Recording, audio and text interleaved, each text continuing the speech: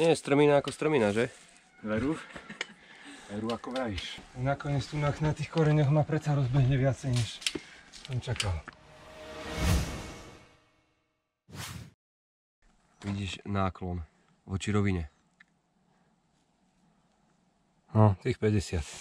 Čaute, dnes ti chcem ukázať, ako jazdím v strminách, ale video bude predovšetkým o tom, ako v takejto strmine správne a efektívne brzdiť.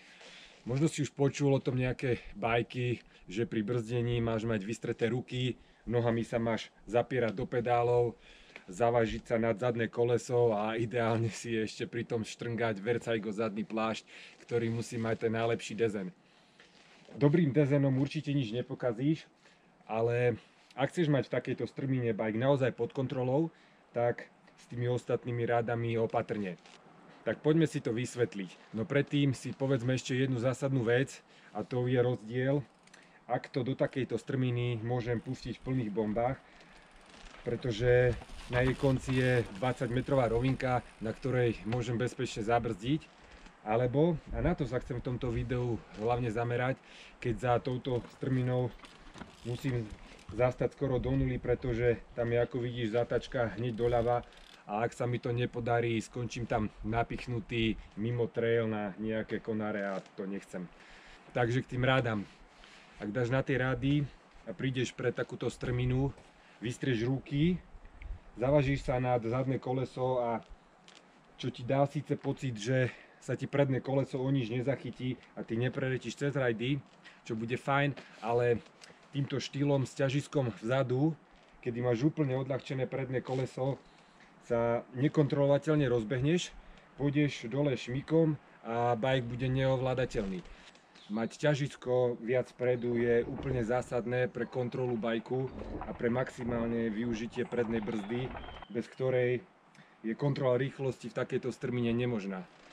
Celý úspech je v tom, že musím do tej strminy nadísť čo najmenšou rýchlosťou, byť viac na tom predku, aj keď to znie úplne šialene, a kontrolovať trakciu oboch kolies. Samozrejme, že sa pri tom snažím pracovať rukami aj celým telom, ale aj keď som donútený vystrieť ruky, tak napriek tomu ťažisko stále sústreďujem tak, aby predná brzda mohla pracovať naplno bez toho, aby koleso stratilo trakciu. Ešte k tým plášťom. Ako som už povedal, nie je mať na škodu dobrý design, ale ako môžeš vidieť, ja obúvam vzadu Rock Razor, vpredu Magic Mary a jazdím takto hneď, ako zíde sneh, a prezúvam až potom, keď znova nasneží. Tým som chcel povedať len toľko, že len skvelý design ťa v strmine určite nezastaví. Tak to by bolo asi v skratke všetko. Skús dať na to, čo som ti teraz povedal. Skúšaj pracovať ťažiskom, čo ti pomôže aj pri brzdení na normálnych trailoch. Vyhýbaj sa hlavne brzdeniu šmikom celkovo, pretože to je aj tak neefektívne. Ostáva za tebou len rozrypaný trail, 3-krát rýchlejšie zošrotovaná zadná pneumatika a nasratý ochranár. Ak sa ti dnešné video páčilo, budem rád, ak mi tam šupneš like, a ak nemáš, tak daj si aj odber a ja si idem ešte pojazdiť nejaké strminy. Čaute.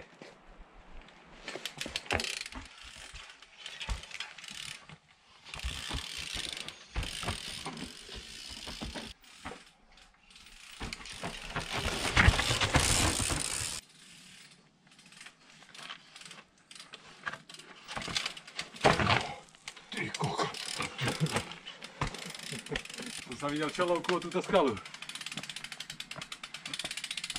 Že si sa na kameru.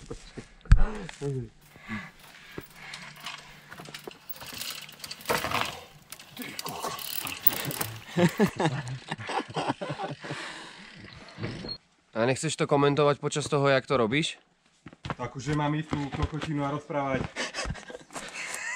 Jak ten Francúz.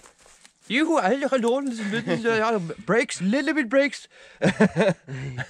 Control your brakes. Control your brakes. And then juhu! Môžem skúsiť, keď nič bude aspoň sranda. Skús. Takže chalani, prídem tunak čo najpomalšie ako sa dá. Nemôžem to pustiť rýchlo, lebo kokot. Tak radšej sa sústreď na jazdu.